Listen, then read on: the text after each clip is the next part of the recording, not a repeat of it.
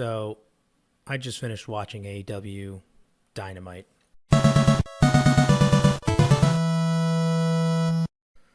Okay, let's get into it. That was fucking amazing. That was goddamn awesome. Cody Rhodes doesn't give a shit what happens to his body. He doesn't give a shit. He just fucking cuts his face open, jumps off of the goddamn steel cage and plops down. He's goddamn psycho. And it's beautiful. He is showcasing a tremendous amount of passion for the product, for the fans. He is putting his body out on the line every single goddamn time he gets into the ring. I mean, he got beat. Now, I get it. He got hit with a belt, but his back was fucked. And I used to get hit with belts too, and that shit is not fun. Especially when you got a guy like Wardlow having a running start. Can you imagine your dad was Wardlow, and he's got a belt in his hand, and he has a running start as he gives you the hardest whip he could ever give. And that happened to Cody Rhodes. And then this week, he decides to have a crazy steel cage match, the debut steel cage match. What a way to debut the steel cage. What a way for Wardlow to debut his in-ring appearance in this match. I mean, there are so many things that happened in that match that are worth talking about. Steel cage looked fucking awesome. Huge. Scary. Actually looks scary. I was actually like, this is fucking dangerous. These guys are going to get hurt. And that's a great feeling, I guess, because it makes it very easy for me to suspend my disbelief. I mean, I was watching and going, these guys are going to fucking die. And then immediately, to show how dangerous this match is, Cody is bleeding all over the place. His face is goddamn dripping with blood. Immediately. I was like, holy shit, this match has already established itself as extremely dangerous. Wardlow. I mean, they made him look like a fucking beast. And he's got the F10. The F10. Just, wow. So, the match was great. Wardlow definitely showcased how strong of an opponent he is. He kicked out of Cody Rhodes' finishing maneuver right after he popped him in the face while wearing MJF's ring. He punched him, and then he fucking gave him the goddamn move, and he kicked out. I mean, the guy's a powerhouse. So then, what does Cody Rhodes have to do to take this guy out? He has to climb up that goddamn steel cage. Without hesitation, he fucking moonsaults his way down to Wardlow's face. And the sound that ring made, the impact, the crowd explodes.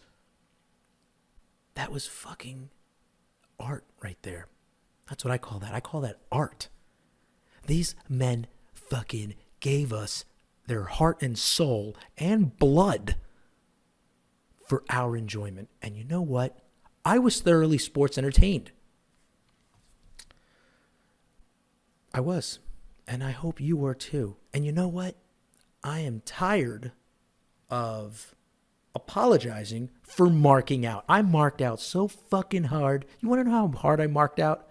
You think that this is marking out right here? You ain't seen shit unless you sat there and watched it with me. Because I was a schoolgirl. I was like, oh, so much fun. I was having a fucking blast. And I can't wait until Revolution, because I'm fully invested in that MJF Cody Rhodes blow-off match. It's going to be one for the ages. There was a lot of things that happened in this Dynamite. Let's talk about them. The first thing that happens, as soon as the show starts, it gives you the Battle Royale with all the tag teams.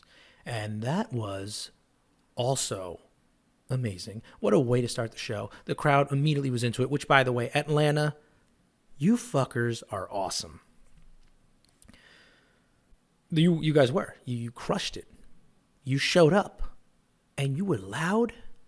And you were cheerful and having fun. And because of how much fun you were having, and how much electricity was in that arena because of you, that shit fucking jumped out and hit me while I was sitting on my couch. I was like, oh, wow, they're very energetic. I better play along with them. And I was. So that was a great tag team match. There's a lot of cool things that happened. A lot of twists, a lot of turns, a lot of loop-de-loops. I loved how the best friends, there was Chuck Taylor. He got knocked out, which I fucking hated that. I like Chuck Taylor. And I don't know the other guy's name. He's a very sexy man. Let's call him Sexy Man. Sexy Man from the Best Friends. He's now in the ring by himself. The Butcher and the Blade. They were awesome. I'm not going to lie. I was totally like on the fence with them. Like, I don't like them. They're okay. But now I'm starting to like them because they're dangerous, because they work well together, because those guys have chemistry and they're fucking scary. So I kind of like them now. Matt Jackson was left in the ring because Nick Jackson got knocked out. And I thought that was genius because everyone kind of says, in the back of their head, they're like, well, Nick Jackson's better, obviously. They say things like, well, Nick Jackson, he's clearly better than Matt Jackson. Therefore, Matt Jackson sucks. So it was genius that Nick Jackson got knocked out. Matt Jackson is still in the ring, and he has to now fend for himself for that tag team. And it was probably the right move because it showcased that, man, this guy has a lot of spirit, a lot of heart. He will keep fighting, the passion. And he did. He won. So at one point it was Matt Jackson, sexy guy from Best Friends, which I fucking hate that I don't know his name. And you know what? In the comment section, fucking give it to me. Let me know how much I'm stupid, how dumb I am. I agree with you. I agree preemptively. I agree that you think I'm dumb. So let's get back to the match. Sexy guy, Matt Jackson, and the Butcher. They're in the ring. And Santana and Ortiz are also in the ring. And they're like, yo, let's team up on these two little bitch-ass baby faces. And then Butcher's like, all right, I guess that makes sense because if we knock them out, it'll just be me versus you two. I guess that's right, huh? That was kind of dumb. I will call you out on that. However, it was fun TV. Matt Jackson ends up winning in dramatic fashion. It was very well executed. Ugh. I apologize for that. So that was a great match. I think that I'm going to move forward now. Nyla Rose, she did this thing where she comes out and she's like, I'm the fucking champion. Fuck all you idiots for not liking me. I'm a beast. I actually really like that she has the title. And I'm going to explain why. She is fucking scary.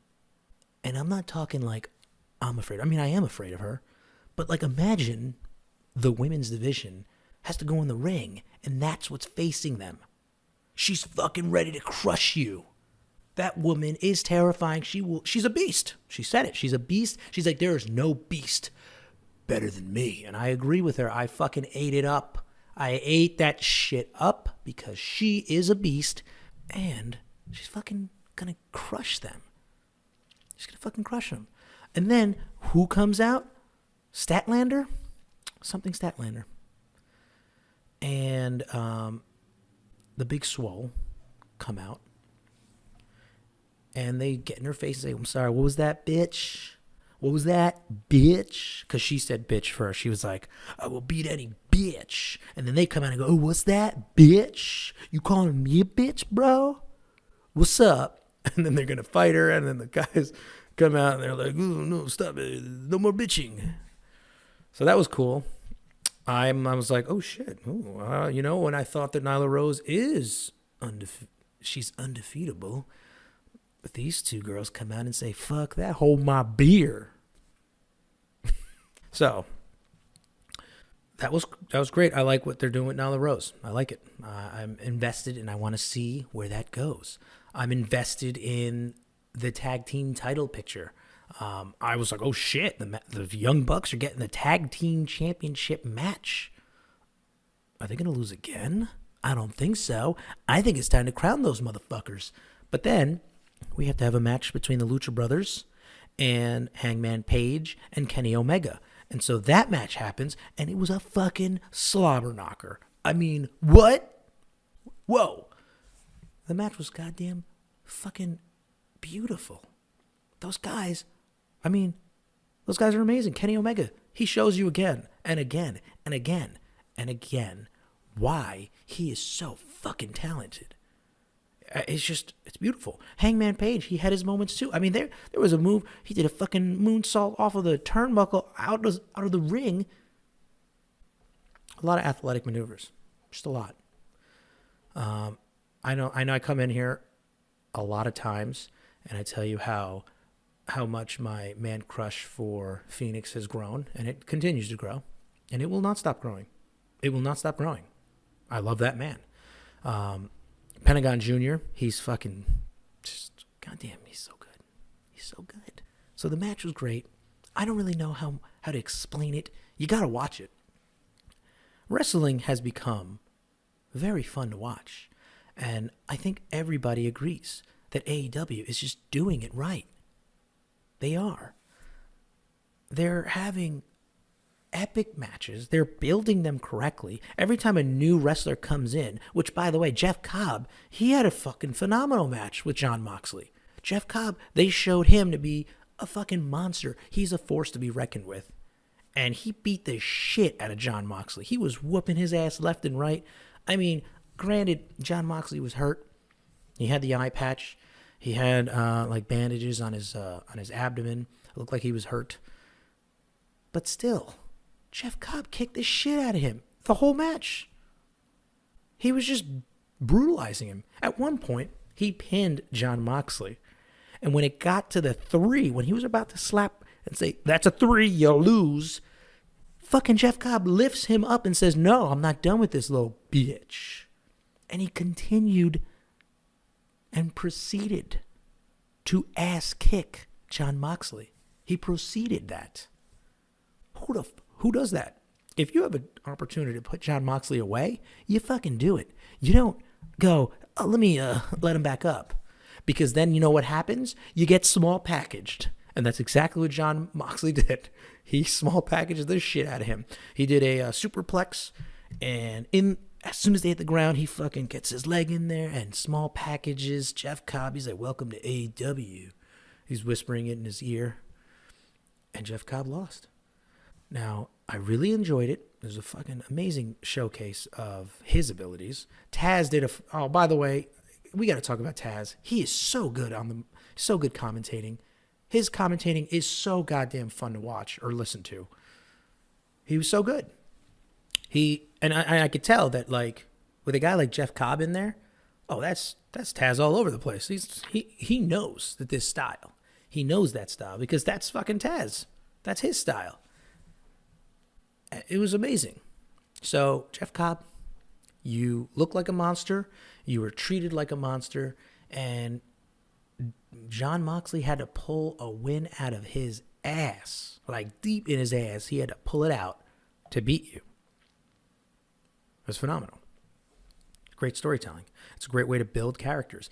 Wardlow was built correctly. I mean, he came out looked like a powerhouse. Jeff Cobb was built correctly. He was clearly showcasing that he's a badass. And then Darby Allin shows up, starts beating the shit out of everybody with his skateboard. So much good stuff. There's so much good stuff with this entire episode of AEW. Dynamite is so much fun to watch.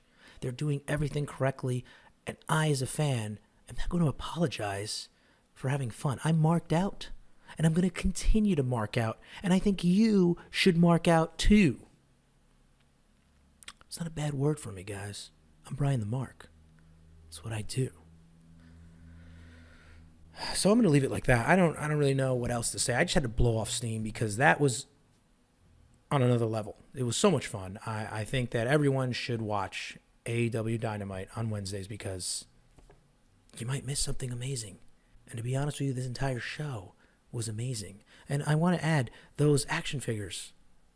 I'm not really into them, but they look good. It looks like AEW is like, oh, you know, we know our fan base. We know that our fan base wants to have badass action figures, so don't fucking go cheap on us. And they didn't. They went all the way in. And those action figures look pretty good. A lot of attention to detail. It looks like you can pose them in a bunch of different ways. You can, You're going to pose them in different ways. So that was good. I don't know what else to say, guys. If you like my content, like the video. Comment below. Tell me how stupid I am. Tell me I'm crazy. Or not. The choice is yours. Share this with your friends. Subscribe to the channel. You have been listening to Brian the Mark here on the Crooked Bridge Wrestling Podcast on YouTube. Peace out.